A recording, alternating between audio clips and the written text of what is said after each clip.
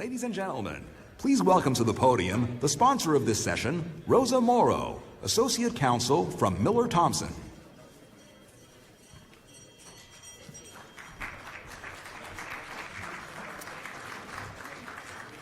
Good afternoon. My name is Rosa Morrow, and I'm an Associate Counsel with the Toronto and Vaughan offices of Miller Thomson LLP.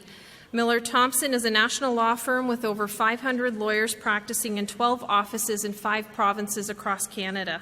Our procurement, construction, and infrastructure group provides expert legal advice in public-private partnerships, alternative service delivery, and all aspects of procurement, construction, and infrastructure law for both public and private sector clients. Miller Thomson is pleased to sponsor this breakout session titled O&M Building the Foundation. As we enter the 3rd decade of Canada's P3 development, the operations and maintenance phase is growing increasingly important. The question to be answered in this session is what upfront governance practices and contracts help ensure the project's operational success, and what factors over the 20-plus year O&M phase will ensure that in the end the assets deliver the best value for money. On behalf of Miller Thomson, it is my pleasure to introduce the moderator of this session, David Thom, President of IBI Group and Director of CCPPP. As the President of IBI Group and member of the Board of Directors, David Thom is responsible for providing executive leadership to IBI with a particular focus on managing and leading the firm's multidisciplinary teams of professionals. He is also the lead author of the firm's strategic plan and leads major strategic growth efforts for IBI's global practice. He specializes in the planning and design of complex projects that integrate planning, architecture, and transportation.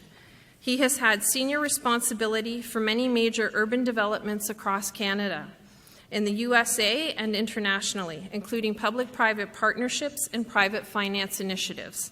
Mr. Thom's approach to P3 projects is to align the site planning, building architecture with the client's functional requirements to create civic identity, promote community linkages, and integrate innovative design and best practice. Please join me in welcoming David Thom to this session. Thank you, Rosa. Thank you. Thank you, Rosa, and thank you to Miller Thomson for sponsoring this session. I'm an architect, and an architect moderating a panel on operations and maintenance. That is truly a sign that the P3 model has changed the infrastructure business. The collective interests of all of us now go well beyond the initial design-build phase. Design and construction decisions are inextricably linked to performance outcomes through the full life cycle of buildings and linear infrastructure. Technology continues to transform our business, and in my case, the use of Revit and BIM. Design still matters, but data matters more. Data analytics give us the ability to predict how infrastructure will perform, anticipate when and how it will fail, and deploy artificial intelligence in ways that have yet to be imagined. Yet our business still very much relies on and is dependent on human intelligence, common sense, and the wisdom gained from practical experience. Our panel represents some of the best minds in the O&M field, each bringing a different perspective to an important and complex subject. We are fortunate to have with us our panelists to share their experiences and insights. First, Marcus Akhtar, the North American Director for John Laing Capital Management. Marcus, Asset Director for North America. His portfolio includes the Abbotsford Regional Hospital Cancer Centre, the Kelowna and Vernon Hospital PPP project, where he's the board director. Gordon and Leslie Diamond Healthcare Centre, where he serves as director of the project company board, and the Project Service LLC Connecticut Services Plaza project, where he is the board chair. Marcus holds a Bachelor of Science degree in Quantity Surveying from the University of Portsmouth and a Master of Business Administration from the University of Southampton. He moved to Canada from the UK in 1993. Carrie Fleming, partner of Blake Cassels Graydon LLP, practices in their National Infrastructure Group. Carrie's practice focuses on public-private partnerships and other infrastructure projects in the transportation, energy, defense, and accommodation sectors. Before joining Blake's in 2012, Carrie worked at a major international law firm in London, England, in their global infrastructure and project finance group, and acted on numerous major infrastructure projects in the UK and Europe. David Threinen, Facilities Management Operations Leader for Honeywell Limited. David has been working on Honeywell P3 projects for the past 10 years. When the Australian Honeywell P3 team came to Canada in 2007, David supported them in the development of the FM Services RFP. Since then, David has participated in close to 50 bid projects in Canada and the United States. David has been strategically involved with the implementation of FM services in 15 Canadian P3 projects, focusing on standardization, compliance with the project agreement, deployment of consistent plans, policies, and procedures. He works on the delivery of computerized maintenance management systems, quality management reporting, and IT systems. And David established Honeywell's dedicated Canadian P3 help desk for their P3 portfolio. And the farthest to the right, Trevor Speed. Trevor has nearly 15 years of experience with 2 different health authorities in British Columbia. He currently holds the position of Director P3 Operations with Interior Health. In addition, he acts as the public sector operating period representative for 3 active P3 projects in the interior region of BC, Kelowna and Vernon Hospitals project, and the Interior Heart and Surgical Centre, which are in full operation, and the Penticton Regional Hospital project, which is transitioning into FM services with full operations commencing with the new tower construction completion in December 2018. Well, I ask you to welcome our panel, and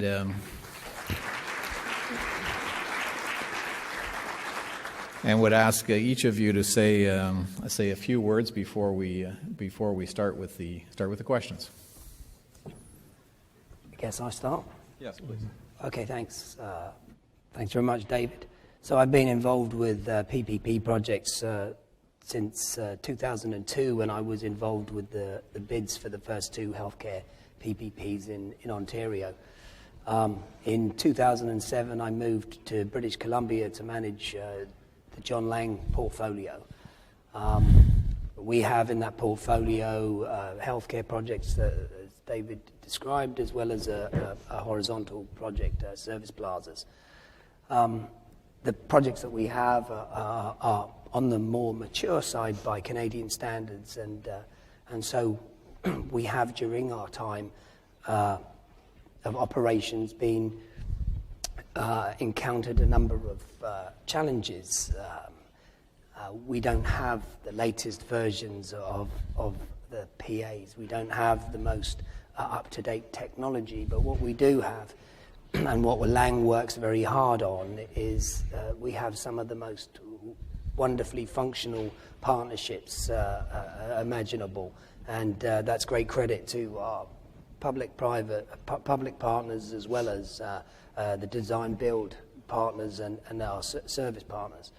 I think this is a great opportunity for us, given by the council, to talk about successful PPPs. I am an unashamed advocate, and you'll see that during the discussion, for PPPs. I know there are many operators in the room who are equally proud. I think, as an industry, we should do a better job of blowing our operational horn. Thank you. Carrie? I think I was going in the opposite direction to Marcus across the pond. I went to England in 1998 and started on PFIs in the UK in 1998 and worked there for about 14 years before returning here to Canada and joining Blake's national infrastructure team in 2012. David had asked that we could talk about a couple key points or key issues that we're starting to see on the operational side of the projects, in particular here in the Canadian market. And as the lawyer in the group, my focus quite often is obviously on the contracts and the structure. And so we're starting to see within the development of the contracts and the structures of both the project companies and the service providers, or multiple service providers, focus on the operational end of the project life. I think in the past there's been a tremendous emphasis on the design and build portion of the project, as well there should be. It's critical with respect to the infrastructure. But the service provision and the operations last for the vast majority of the contract period. A couple of years of construction and 27 years or 28 years of project life.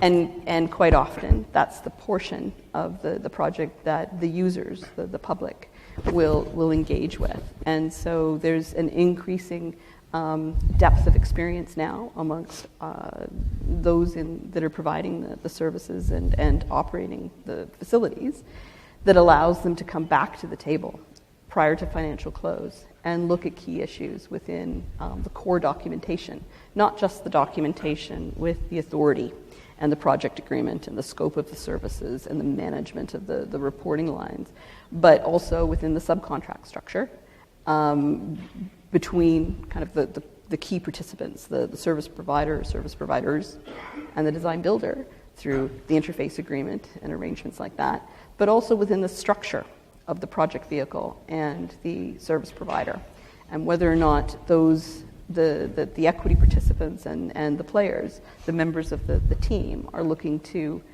how they're looking to manage the service, whether the project company will be more engaged through the life of the project, more like an asset manager, where third-party equity is looking to play an active role in managing their investment, or as a thin project vehicle. That affects the way that your subcontract structure is treated and the appropriate level of contractual protections that are put in place. And so we're starting to see kind of a re-engagement with a number of those issues, which is great. My name is David Threinen. I've always known that the operations was the most important part of these P3 projects, so I had to just wait for a number of years to have other people kind of understand that too. My first experience started with working with the Australian team, and so they had been doing P3 projects in Australia for 20 years, and so they were a great help to form our operations here in Canada. As noted earlier, with 15 projects now operating, and so it's been a really interesting experience to see how the contractual language to make the private-public partnership deals go into the operations phase is working out. And there's lots of things I'm sure we'll talk a little bit more about also in the future, but I really, really like the P3 philosophy. Having the influence in the design and the procurement cycle is, I think, really beneficial for the overall best decisions for the long-term operations of the facility. And I see no other vehicle to do that other than the P3 operations. Perfect. So Trevor Smith, like David introduced me, I'm the director for P3 operations for Interior Health. We currently have 4 projects that report up through to me, 3 that are active and 1 that's currently in procurement. One of the things that I've seen, and I'm relatively new to the P3 world on the operations side, I've been a stakeholder in some of the projects within our health authority, but within the last 2 years I've taken an operational role. And even within the last couple of years, I've seen more of a focus on the O&M portion of the project, even coming to this conference last year and to this year and seeing the sessions that are offered to look at the O&M component and the importance that it plays in the overall contract. Even within our own health authority, getting the operations team involved up front in these procurements and not just hand it a project at the end and say, here you go, here are the keys, you get to deal with it for the next 30 years. So I think it's great. The other thing I want to mention is thanks to everyone showing up for the very last session of the day. I'm impressed to see this many faces in the room. So like I said, I hope I don't get picked on too much being the only public sector representative up here. So from that, we'll go back to you, David. Great, thank you. I'm going to start my first question at a high level, and I want to ask the panel members about what disruptors they see happening to this industry. And I put that in the context that that the taxi industry was turned upside down by Uber, and the hotel industry was completely thrown into chaos with Airbnb. And as I was walking into this session just now and getting mic'd up, I got a note from one of my colleagues in our research group that says that the pricing for the Trajector is going to be announced this week, which is, for any of you who watch Star Wars, is something that you can take on your phone and you breathe into it, and it measures 54 biometrics, and it will tell you virtually anything about virtually any disease that you may have.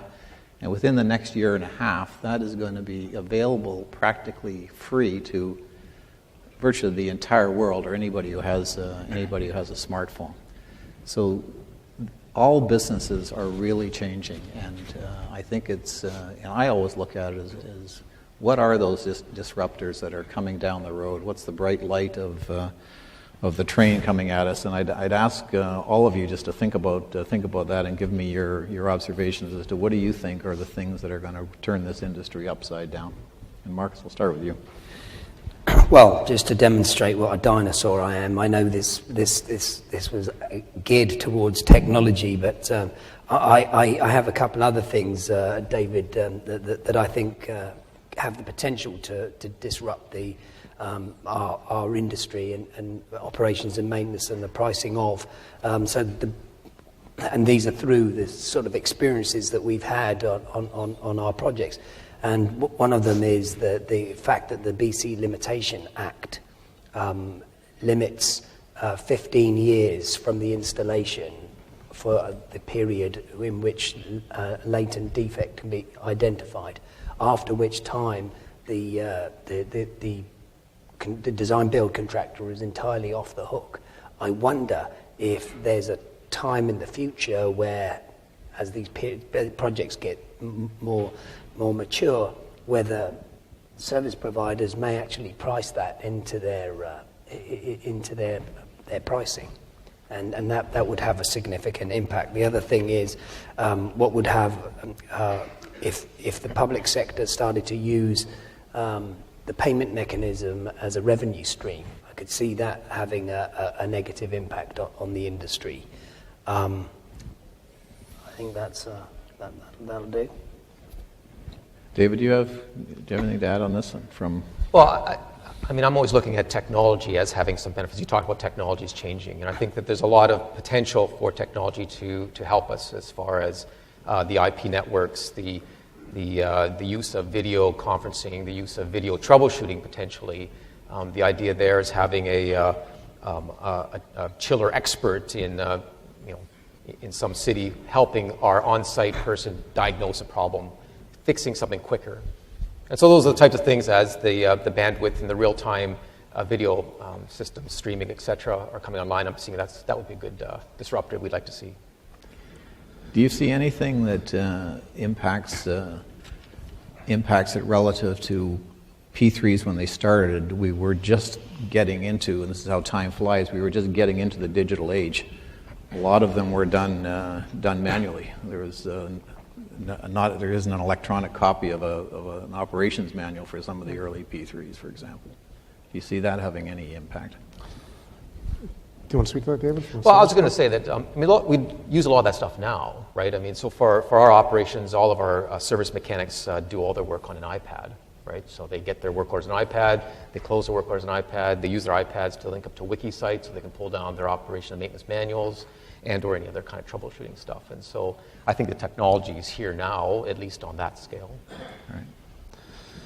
Yeah, I don't have much to add on the technology side, but going back to your original question around disruptors, and we had spoken about this earlier, and I think there's a shift from the public sector in regards to procurement and putting more of a focus on the FM component, and in sort of changing the structure of our documents and our procurement documents from a strictly design build perspective and sort of a low bid FM provider, and adding components within our document that now adds a quality piece to the evaluation.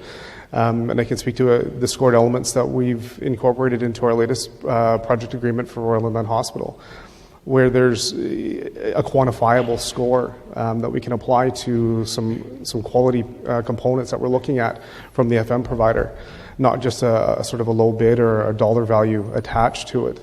And I see that sort of progressing throughout other project agreements and other procurement processes, which I think has been, I don't want to say a miss, but it hasn't been the focus. And now that we're into sort of the 3, 5, 10-year operation periods, we start to see some of the gaps that has left us. So I think that's a bit of a shift, and I think it's a positive for the industry. So hopefully, again, being the first one out of the gate with this one piece from in our neck of the woods, I hope it has value, and I hope we can sort of roll it out to other projects across the country. And I guess from the contract perspective, then it's a question of how are you going to embrace those potential disrupting influences, whether it's technology. I mean, the procurement piece is slightly easier because you can see that coming, but the technology element's really quite interesting. How do you document that, or how do you document something you can't necessarily see 2 years out, 5 years out, 10 years out? And so how does that translate into the specification? What's the risk transfer associated with some of those key technological risks? And is it balanced? Is it shared? Or is it managed between the parties in a different way? And I think the documents are going to need to evolve to address those types of issues. If you look at the examples that I gave, all of those, whether it's Uber, Airbnb, or whatever, they all did what they did and asked for forgiveness later. So the legislation came after the fact, and so any true disruption, they're sort of chasing, they're creating legislation to now deal with it. How do you, in a contract that goes over, say, 10, 20, 30 years, how would you anticipate things that are so unknown? What's the flexibility built into contracts to enable that and interface agreements to enable that to happen? I mean, these are incredibly. Oh, I'm sorry. Go ahead. Oh, no. Oh, sorry. I was going to say these are incredibly complex contracts to begin with. They're very long. They can be really quite detailed, but they can't deal with everything. And the issue that always happens, or the problem that always comes up, inevitably falls between the language. But there's key types of mechanisms set out in all of the basic kind of Canadian model. There's the change mechanism. There's risk sharing mechanisms through things like change in law. Some of the contracts will deal with things like the risk with respect to technology becoming outdated, and specifically risk allocate and share. So there's ways to deal with it in a general level. I don't have too many examples where it deals with specific issues. I wonder if that some of the contracts we have the opportunity, business opportunities, and so I would imagine most of these technology things would help to reduce the price, and so there would be an opportunity to introduce them by perhaps introducing a variation that would demonstrate some savings that would be a business opportunity. Innovation proposals. Some say shared savings. Yeah. Or improve services, or improve response times, improve outcomes for the staff and the patients, right? Absolutely. And again, from the public sector perspective, that's why we rely on the private sector partners to bring this technology forward or bring these new initiatives forward. And again, we've got the clauses within the agreement to accommodate that. It's one of the big benefits of these agreements.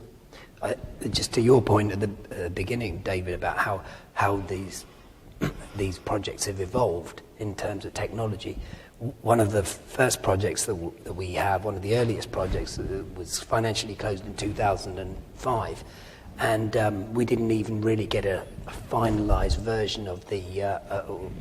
We purchased the project in 2007, and we didn't even have an up-to-date sort of version of the project agreement. It didn't reflect some of the outcomes of value engineering that had occurred through construction, and therefore had an impact on service delivery, and that wasn't reflected in the output specs. And so, that's how technologically behind they were. We talk a lot about technology, about contracts, but there is a human factor to this business, and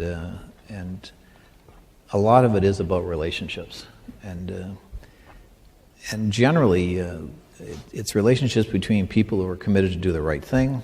They want to do the right thing, and but inevitably things go wrong. How do we, as an industry, ensure that we are getting the right people, they're in the right place, they're in the right time, over an extended period of time when you could virtually have a change in generation over the length of these contracts? Trevor, do you want to start with that one? I can speak to my own circumstances in that I've been brought from outside of the industry. So bring a different perspective, I believe. I have a contract management background, also have a healthcare background, but haven't been entrenched in this industry for very long, so I can bring a fresh perspective to that. I think that's one of the perks of sort of the way I was brought in. Even internally, we're finding it tough to try and recruit and sort of create succession planning for some of the roles that we have. I don't think there is a silver bullet, to be honest. I don't know what the answer is, but I think being open to looking outside of the industry to bring some innovations in, some different ideas. And again, people can learn the contracts. People can learn what's in that. You can't teach personality. You can't teach relationship building. And going back to your comment, it's imperative that you have sort of positive relationships with your partners. We're not going to agree on everything. But if we both come to the approach, like you said, sort of a win-win scenario, or both come to have the best outlook for our clients, which are our patients and our public, we'll come to a solution. And again, it may not be where we started, but if we can end on that, then we're in a good place. You're talking about people and transitions and time and all this stuff. I mean, we really focus on training, standardization of processes, documentation of processes. So, obviously you need the raw skills as far as troubleshooting and understanding systems, but you really have to invest in training and retraining. You have to look at making sure that no one thing has to sit on one person's shoulders. Otherwise, you build yourself that single point of failure. You want to make sure that you have lots of backup and support. So, there's always going to be turnover of staff, and throughout the 30 years, we'll all turn over, right? So you have to just kind of keep that consistent kind of process in place. It's becoming a very big industry, and it is people intensive. And do you rely on your own internal training, or are you looking for the education system partnering with the education system to produce the right kinds of people to work in the business? I guess it's a combination of both. I mean, when it comes to the trade skills, we're looking at a lot of the unionized groups that we get people from through their apprenticeship programs, and so Honeywell's a union shop, and so we have value. We see value in that. We do train internally for automation technicians, for project managers, for facility managers, and it's a matter of that continuous improvement process, right? Always improving the process you have in place so that you can ensure that you have the best people always to bring to the project. One of the tools we've seen starting to be used is this kind of idea of a project manual, which is based on the project documents put in place at kind of financial close. And a lot of the assumptions or key issues that were identified that people needed to manage. And it's a user manual that needs to grow and be a living document through the life of the project. People need to revisit that. But it also helps keep fresh kind of the assumptions that were made about certain types of, about the way the service was going to be provided and about certain types of operational parameters that needed to be in place in order for the contract to work successfully between the parties. And then that document continually is revisited. But it helps create a kind of a living memory and a corporate memory within the deal teams, both on the authority side, but also in the private sector side. I think it's very difficult to explain to people what this industry is all about. I think that even people within our industry, in some cases, don't fully understand. And this was highlighted to me only recently when we were actually looking for somebody. And the question came, what sort of person you're looking for. And, flippantly, our description was we would need somebody who's part engineer, part accountant, part lawyer, part psychiatrist, and with the personality of David Letterman. I want those people. Yeah. So yeah, I mean, it's it's very difficult to find people, but you have to work very hard to look for people who are open-minded and have a partnership philosophy. Let me just pick up on your point that it's an industry and a profession that a lot of people don't understand. Yeah. And certainly the public doesn't understand it. Yeah. And but there's a lot that goes on, certainly over the life of a project. There's got to be situations that are very tense, and there's got to be situations that are quietly dealt with and aren't celebrated. What is in there that are stories that could be told that, first of all, add a little bit more glamour to the business, because everybody talks about this business. The glamour is always in the financing and the design, and not so much in O&M. But it's such an important part of the business, and a better understanding of it would probably go a long way towards just a much broader acceptance of the model. Where does that fit in? Sort of the human stories of how those things are. How does that happen? And what are examples that you've seen where it's actually worked extremely well and people just don't see it happening? Well, because I can speak for one of our contracts. And to go back to your first point, I think the onus is on, from my perspective, the public sector representative to basically show the value in these projects, and ensure that we educate our stakeholders and our counterparts within our organizations that these aren't just, I hate to use the term, but money pits. That there is value in these agreements, and I can speak to an example not that long ago where we had premature failure on 2 major HVAC units in one of our facilities, which historically would have been the burden of the health authority to bear to replace those items. But within these agreements, our partner picked it up and replaced it. There was no questions asked, and it worked through as it should. And again, I don't think we elaborate that enough to our stakeholders, whether it be our senior executive team or counterparts within the organization. We had spoken a little bit earlier where within our structure, unfortunately, we've created a bit of a have and a have-not within the FM portfolio, where within the P3 model and the portfolio I look after, our budgets are somewhat protected, where we've got sort of guarantees and contractual language that covers the budget.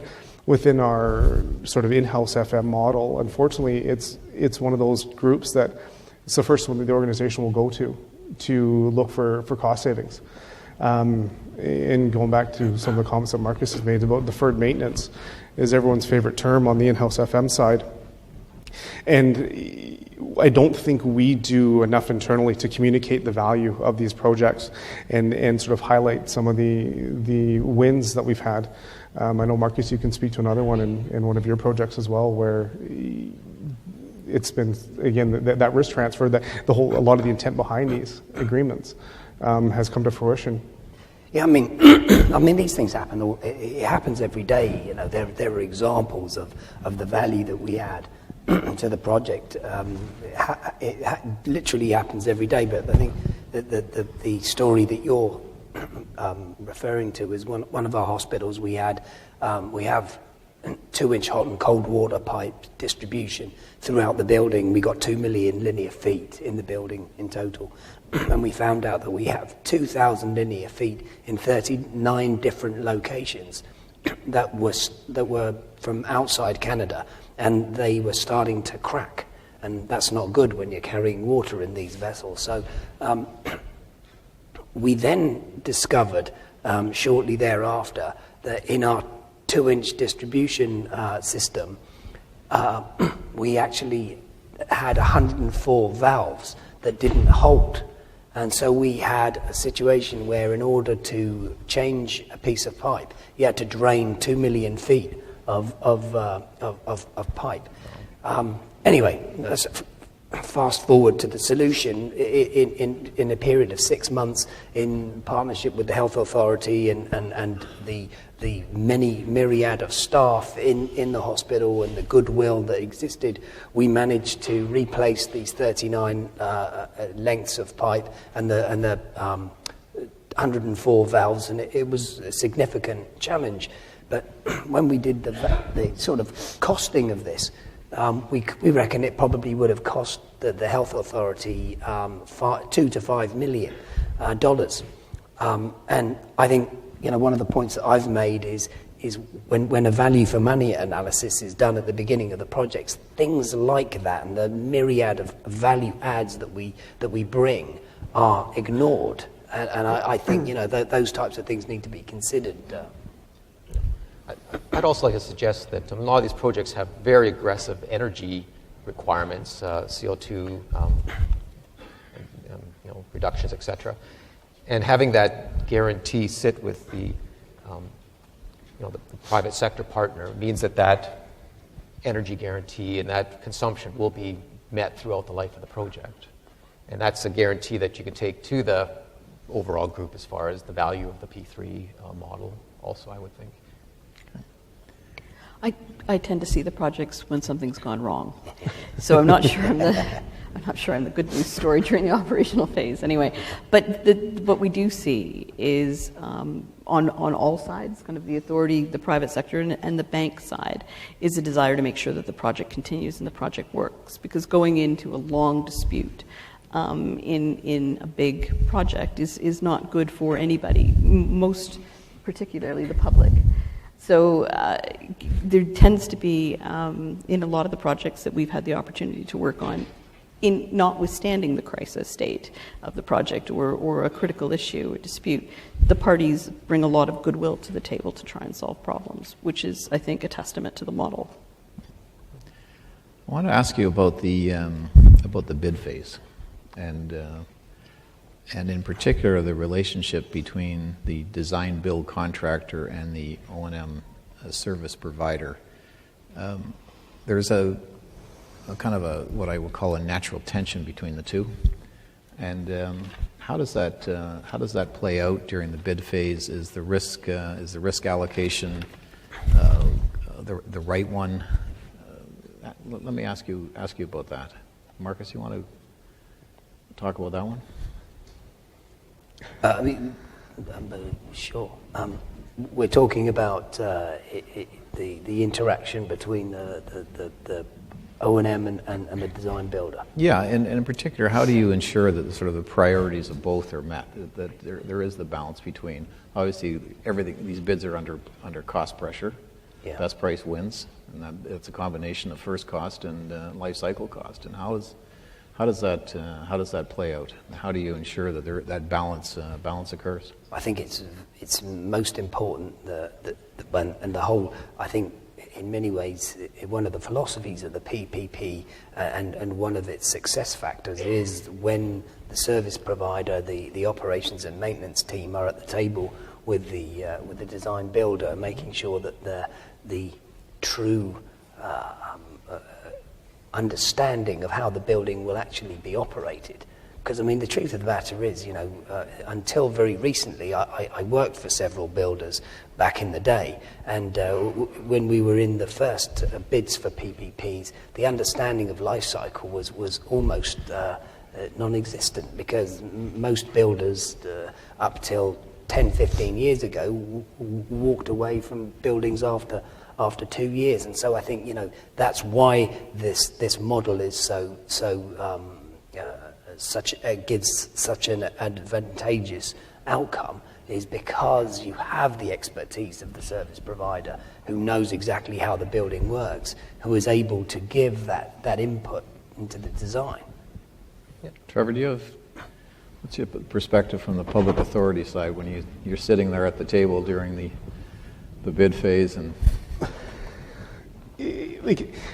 from our perspective, getting in early and making sure that there is a focus on the long game and not the short term, just to give us a building and then walk away, and not value engineering out key components that we see value in for the long term, and ensuring that our service partner, whoever that may be at the table, also sees and shares that view with us.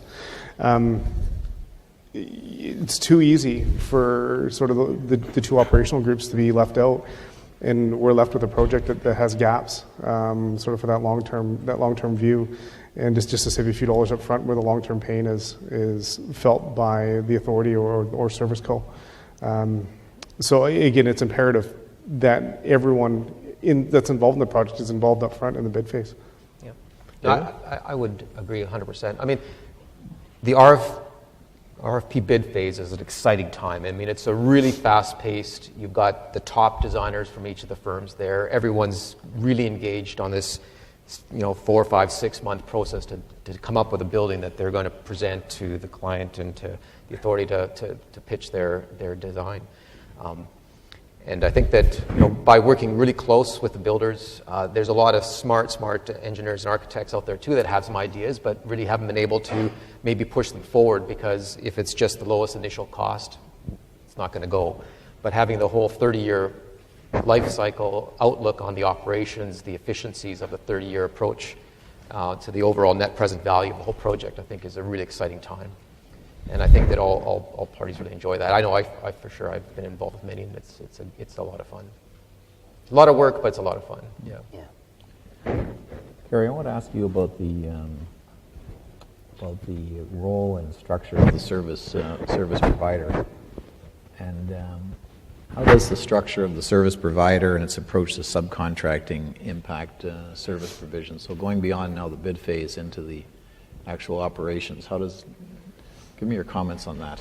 Yeah, we were talking earlier about a lot of this assumes kind of a classic kind of V structure. So you have ProjCo enters into a single contract with the design builder, and ProjCo enters into a single contract with the service provider. So then the question is, and sometimes there's another service provider depending on the service, but generally kind of 2 drop downs and a drop of all of the obligations under the main project agreement. So then the question, when we start to think about how to structure the interface agreement and how to manage the relationship between the ProjCo and the service provider during operations, is what does that service provider look like, and what does the project company look like? But just at the service provider level, is the expectation that a lot of, or most, or the vast majority of the services will be done at the service provider level, and kind of a self-perform model,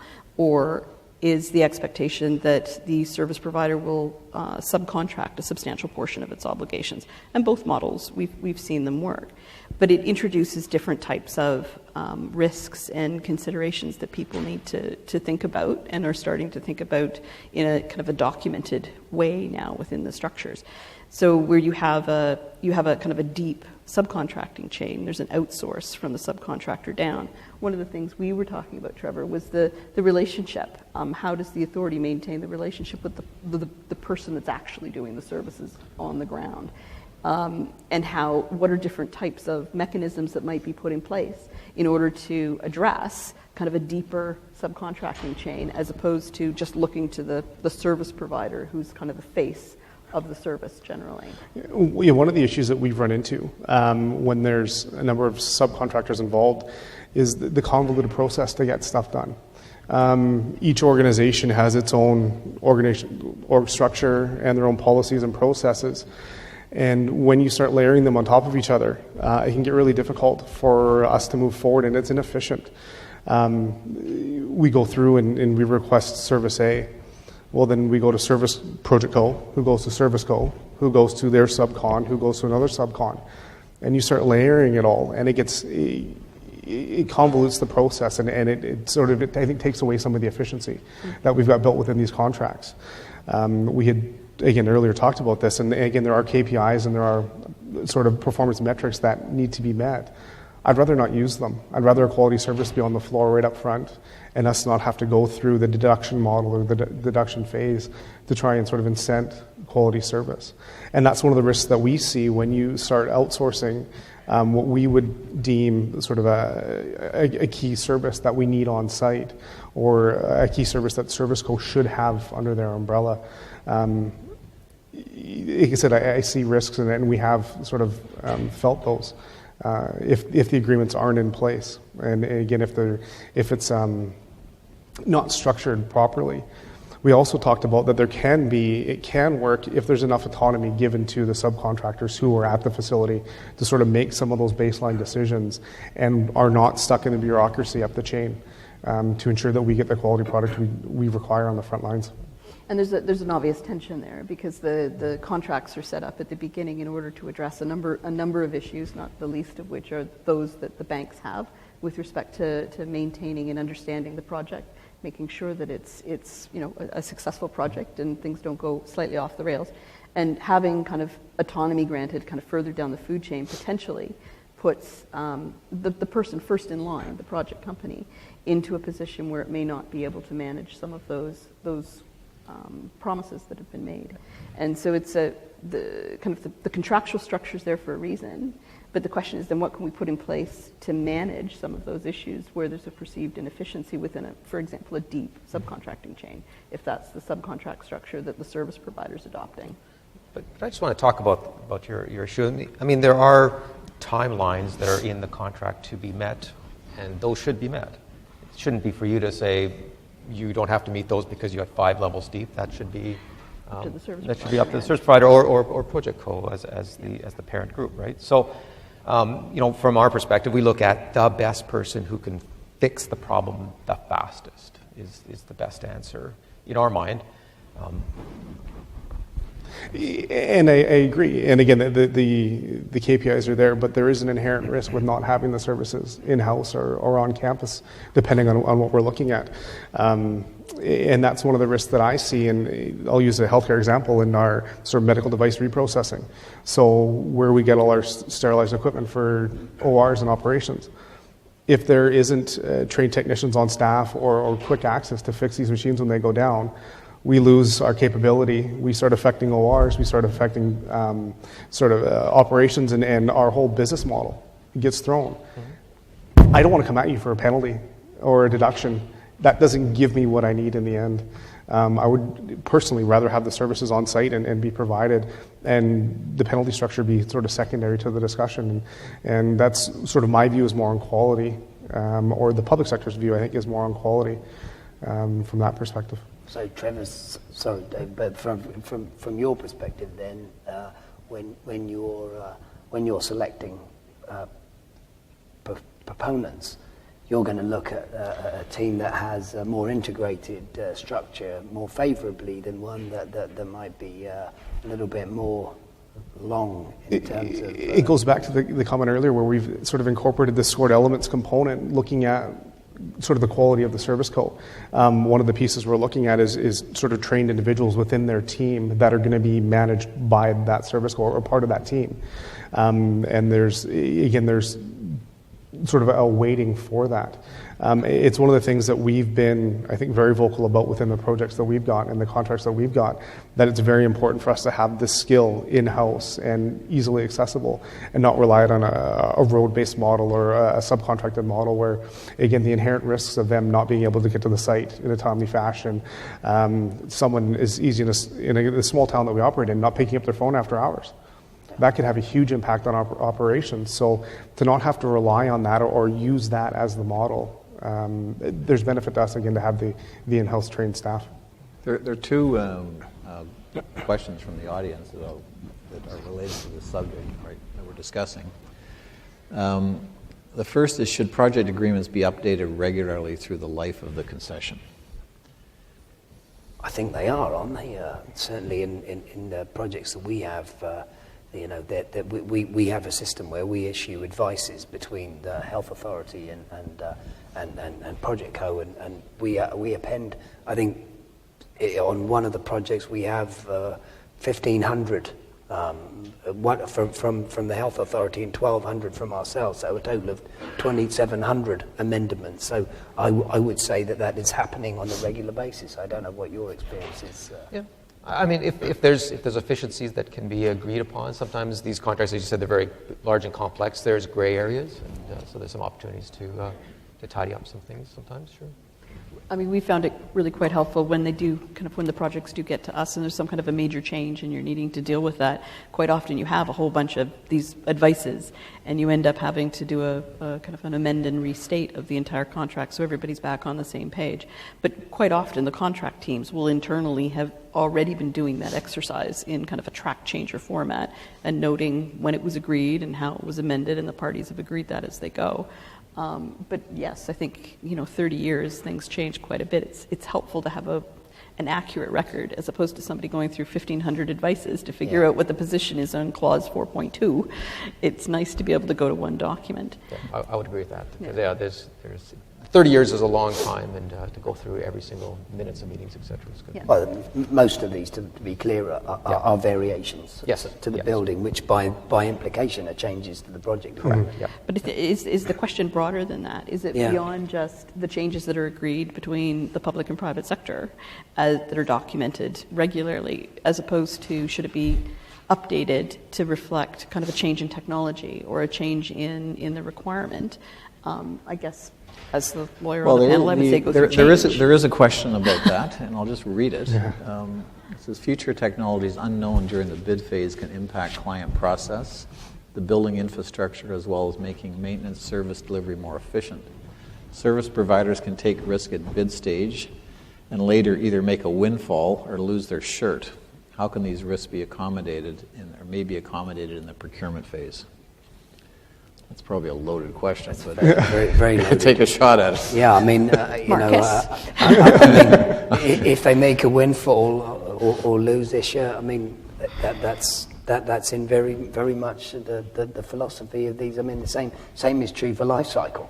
I mean, if the life cycle is X and you're able to do it for half X, then good on service co. If it costs you 2X. Yep. I mean, so I haven't answered the question because I don't know how, but that's... And just the last one, again, while it's still here, is the other one is the reflecting on projects that have been in operation phase for some time. What is one issue that you would have liked the project agreement to address better? Now, it sounds like you're constantly changing them anyhow. So is there one particular thing that would stand out that on reflection you would change? One of the biggest issues that we see is KPI interpretation.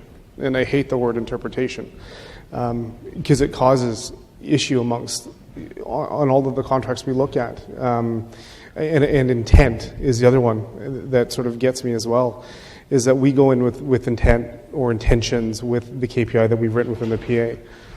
And then our partner across the table doesn't read it the same way.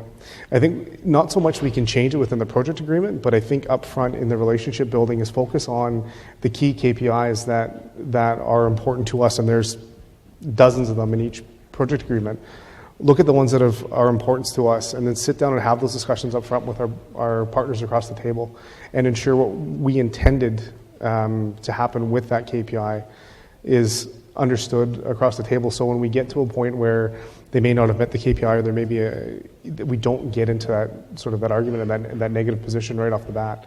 I think it's easier said than done because we won't really know until operations. But at least if we can flag some of the key ones up front, have those discussions, what our intent is, what we're looking for from our partner, and move past that. That's what I've seen where a lot of our issues come into play. And when there are disputes, there's a question about dispute mechanism. And when problems arise between developer and the agency, negotiations begin. In some cases, the projects have disputes because of penalties or fines. Are dispute boards a solution? That's interesting. So they would be independent boards. Is that? I think that's the question. I don't like disputes. We touch wood haven't been through any or many certainly, and we pride ourselves on that. So I'm probably not the guy to be answering things on disputes. But I mean if you get there, you've clearly got a significant enough problem that it needs to be resolved. We hope not to get there in the first place.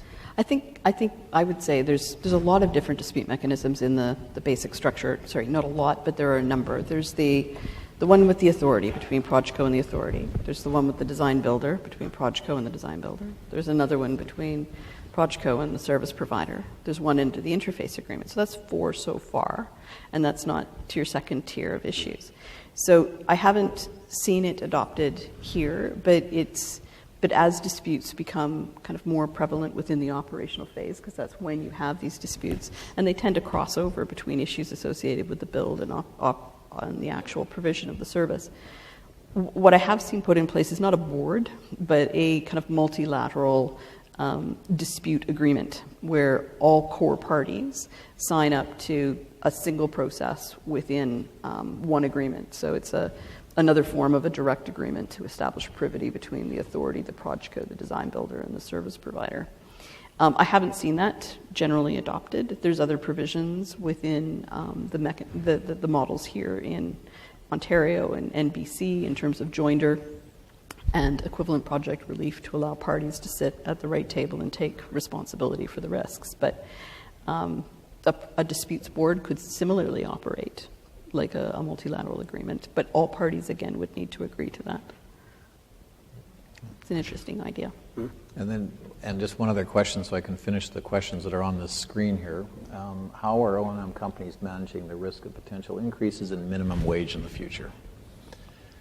I assume that that's built into the agreement, but That sounds like a change in law. yeah. Yeah. Along those lines, do you see much impact from your perspective? Well, there will be, depending on the service. So, for example, housekeeping and security services would be more impacted on minimum wage changes. Ontario, they're fairly large. You may not be aware, but they're fairly large increases. Yeah, so we see that as a change in law. So it's dealt with fully within the agreement currently. Earlier today, there was a panel that, or a representative from the UK was here, and they talked about 711 projects, PFI projects, and a lot of them are nearing their end. That's a lot, and they're ahead of us. But enough of these have been underway for long enough that you can actually see out to the end and look what's out there. Are there any issues around the end and close out? And that's the first question. Then the companion question is, what's the role, or how does the public continue? What are the mechanisms for them to continue to have the same level of service that they got through the concession period? So, what are issues as you look ahead to getting out of it? And what are issues that ensure that, because these buildings don't just go away, they're still there? Go ahead, Marcus. I think from the perspective of handback, I think if the project is meeting its key performance indicators and they're having annual meetings to discuss the 1 and 5 year capital expenditure plan, presumably providing the handback requirements are in line with the KPIs, there shouldn't be a problem. The follow-up question, I don't know the answer to, but as I'm approaching the stage when I'm going to use these healthcare facilities on a regular basis, I'm interested to know what the younger people on the panel think is the right answer. Even going back to that, our earliest concession hands back at 2042, and I'm not planning on being around at that time myself. So, again, going to Marcus's point, I think there's enough structure within the contract from the asset perspective, with the 1 year plan, the 5 year plan, the joint technical reviews, all of these pieces that are built into the contract to ensure that the asset is where we need it to be at the end of the concession. I think they're there. I think having a firm understanding that far enough out that we're not having those discussions 2 years out or 1 year out from handback, and starting those discussions, say 10, 15 years out, to ensure that again, we're from the public sector, we're getting the asset back in the condition that we require it, and also ensuring that the private partner understands where we need to be or where we want to be at the end of the concession period. And I think, it comes down to communication and sort of following the structure within the PAs. What happens at the end of that 30 years? Like I said, not really my problem at this point, but I don't know what's going to happen. It's going to be an interesting discussion, and I think it really depends on the political appetite at the time. Whether they're willing to keep with the outsourced model for our services within our facilities, or whether they look at bringing them back in-house. Within BC, we've had a shift in our political climate, where our new premier and the party is a very sort of pro-labor, pro-in-house operator, I guess, if you want to call it that. So I think it really comes down to who's in power at the time and what the appetite will be when we get to that 30 years. We can look into the crystal ball, but it's anyone's guess. Yeah, no, I agree. I mean, if it's a consistent process of doing your 5-year look-aheads, your joint technical reviews at year 20, 25, 30 shouldn't be a big issue. I mean, the language is there as far as the handback requirements, and so I think that we're all striving for that. Okay. We're getting close to the end of our we have 3 minutes. And this last question has to do with the PFI or the P3 model itself, which has gone through when it started, it was a lot of criticism, and this is a conference that I think everybody or most people here really believe that it's the right model, but it still continues to be challenged, and that always puzzles me. But what are your views on those challenges that are thrown at this business, and what makes it, in your view, the right model to have O&M embedded within a P3 or PFI structure as being as providing the best value for money and the best outcome that's in the public interest? I'll just go across the room. I think the answer is fairly simple from my perspective. I think when you look at public sector run facilities, they are under huge financial pressures, and so they tend to defer maintenance. And the deferred maintenance means that the buildings are the roofs leak, the pipes leak. We don't have that option, and I think that's fundamentally from somebody, as I say, who's going to be using these facilities a lot in the future. I think it's a really good thing for the public. I guess it probably isn't a surprise as to lawyer. It helps to have the due diligence done up front with respect to the projects. It helps people understand, I think, what the commercial risks are, the commercial and the financial risks, and to assess that at the beginning and understand that kind of when they get into the business. I think it's a good model for kind of upfront analysis and due diligence, which helps all parties ultimately have a successful project, I think. Yeah, I would say it's an ongoing accountability. I mean, that all those requirements that were part of the design are maintained throughout the 30 years, and I think that there's oversight on that part too. And I think together that's the best solution. Mm-hmm. Yeah, going back to some of my comments earlier, our agreements aren't all unicorns and rainbows. There are some contentious issues we deal with.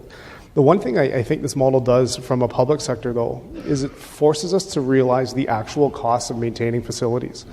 For the longest time, it's been one of the sort of the low-hanging fruit within organizational budgets. Let's cut FM. Let's sort of squeeze as much as we can. We don't have that ability within this model. So it forces us to realize what it costs to maintain these buildings. And I hope that attitude actually will sort of persist throughout the rest of the organization and start to shine some attention on, to go back to my comment with the have-not part of our organization. And again, these things cost money and they're not inexpensive to maintain. So I think it changes the discussion internally from the public sector as to how we maintain our buildings. Great. Well, thank you. We are timed out, and thank you again to Miller Thomson for sponsoring the session. And thank all of you for hanging in with us. We realized we had drawn the worst time slot of the conference, so we appreciate it. But and thank you very much to the panel. Really appreciate it. Thanks.